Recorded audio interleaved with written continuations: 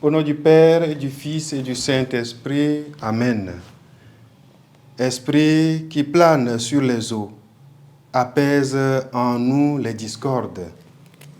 Évangile de Jésus-Christ selon saint Matthieu, chapitre 23, versets 1 à 12.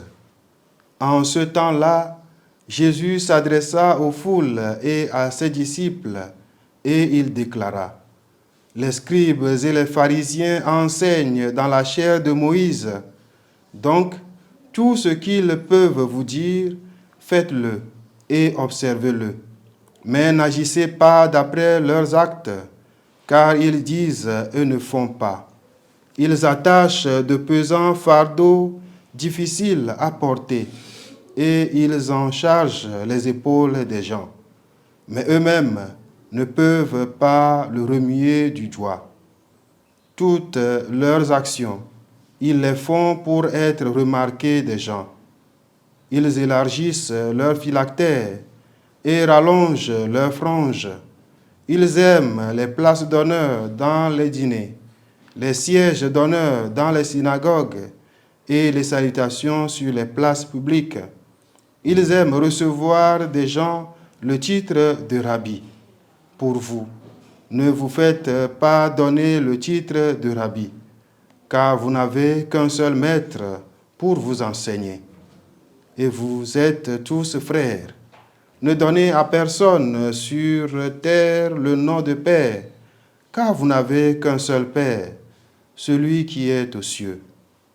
Ne vous faites pas non plus donner le titre de maître, car vous n'avez qu'un seul maître, le Christ. Le plus grand parmi vous sera votre serviteur. Qui s'élèvera sera abaissé. Qui s'abaissera sera élevé. Acclamons la parole de Dieu.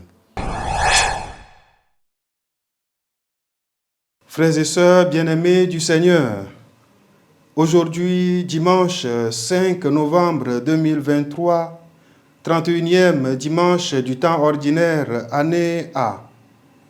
Jésus fustige dans l'Évangile l'attitude pharisaïque des scribes et des pharisiens.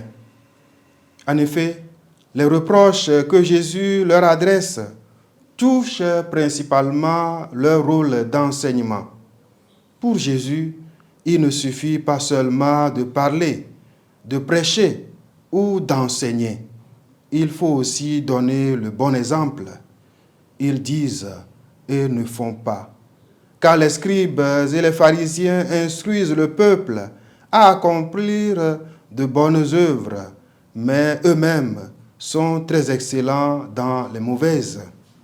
Jésus leur reproche ainsi d'avoir l'apparence de la perfection, mais d'être en réalité des menteurs. Cet évangile, chers frères et sœurs, nous stimule à être de bons modèles pour les autres, non pas seulement dans le dire, mais aussi et surtout dans notre agir.